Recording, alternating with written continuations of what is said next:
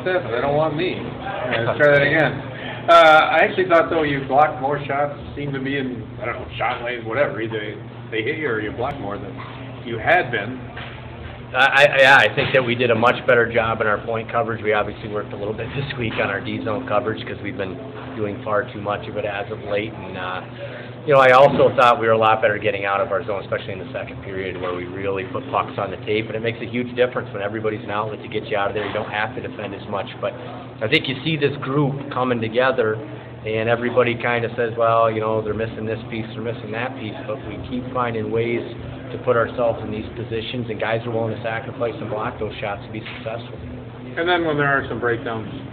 Yeah, well, MVP. I mean, that's all I can say. If he doesn't make a case for that every night, I mean, you guys see him every night too, and it's without him, where are we? Let's be honest about it. And I think our team knows that, and I think it's a good thing to be able to lean on going forward. And now we've got Matt Hackett in there as well, who's a really good goaltender and is going to give us some good games down the stretch. So, like I said, if he gives us, David gives us a chance to win every night, and now we got Matt that can do the same.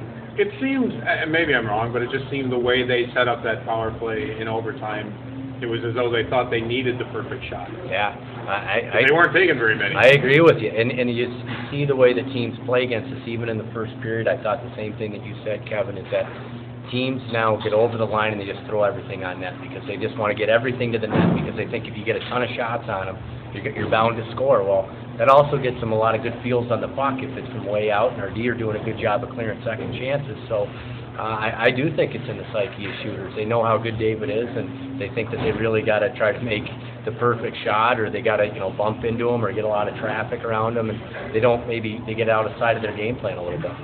Anybody going up? I haven't had any conversation, so I don't know yet. You have to tell us the truth, I've got my hand on my heart and my other hand on the Bible. I have not had any conversations. I'm sure somebody has to, right?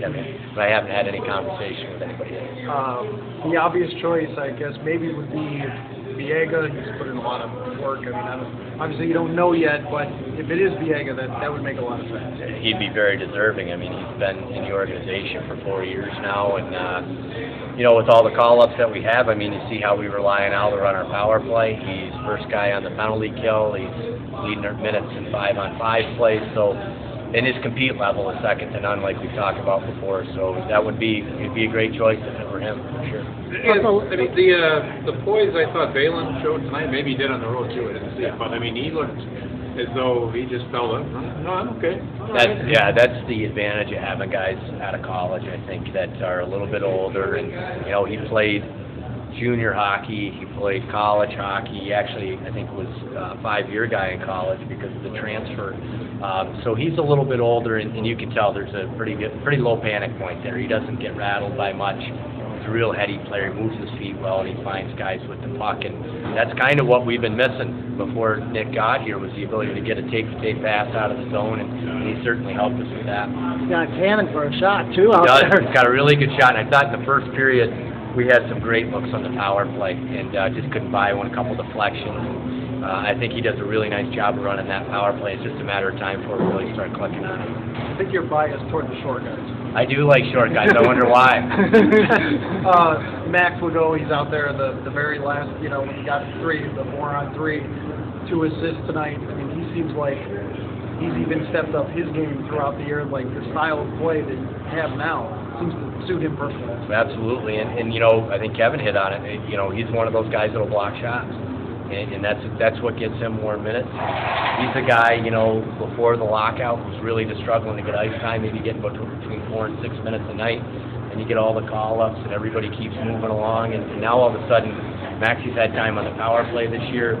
He is, if not our top penalty killer, one of our top penalty killers. And he's been really good 5-on-5. His line scored another huge goal tonight based on his shot down to the net that Nick put in. So Max has been outstanding for us.